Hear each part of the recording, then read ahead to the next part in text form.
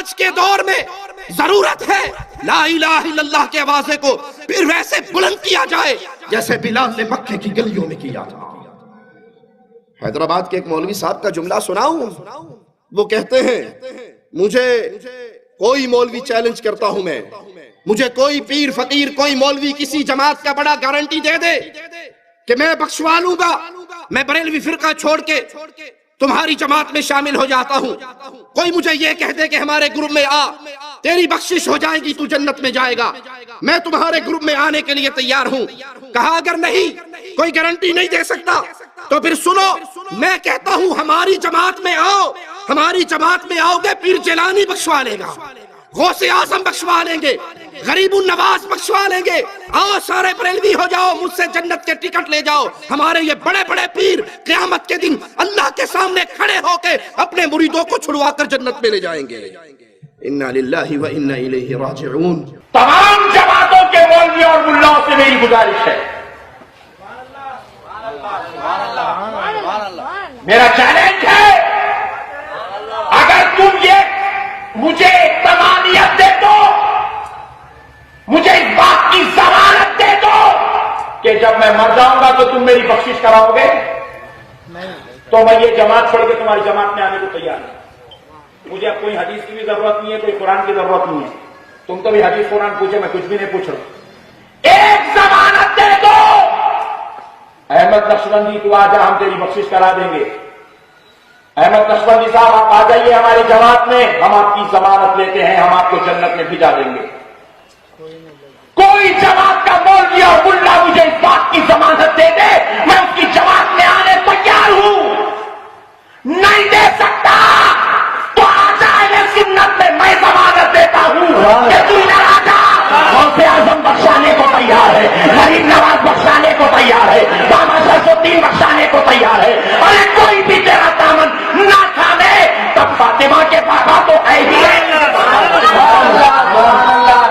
ظالم تو نے چیلنج دیا ہے، میں تیرا چیلنج قبول کرتا ہوں، اللہ کی قسم واحد بن جا، محمد کی حدیث گارنٹی دیتی ہے تجھے اللہ جنت دے دے گا۔ اللہ کی توحید پہ آ جا، ان مردوں کو غوث اعظم نہ سمجھ جو اپنے کپڑے نہ اتار سکے، جو اپنا طہارت نہ کر سکے، جو اپنا غسل نہ کر سکے، جو بیوی روتی کو چپ نہ کرا سکے، جو روتے بچوں کو چپ نہ کروا سکے، ارے جو خود چل کر قبرستان نہ جا سکے، جو قبر کی مٹی میں اتر نہ سکے، جو اپنی قبر پہ مٹی ڈال نہ سکے، اتنے مجبور تھے کہ لوگوں کے کندھوں کے سوار ہو کر گئے تھے، وہ قبر میں داخل ہونے کے بعد سب سے بڑے مددگار کیسے بن گئے؟ غوث اعظم کا معنی کیا ہے؟ سب سے بڑا مددگار۔ اور دھرتی پہ لوگوں سن لو، کائنات میں سب سے بڑا مددگار صرف ایک ہے، اور وہ نہیں ہے جو مر کے مٹی میں دفن ہو جائے، وہ ہے جو سب کو مارتا ہے، اسے موت۔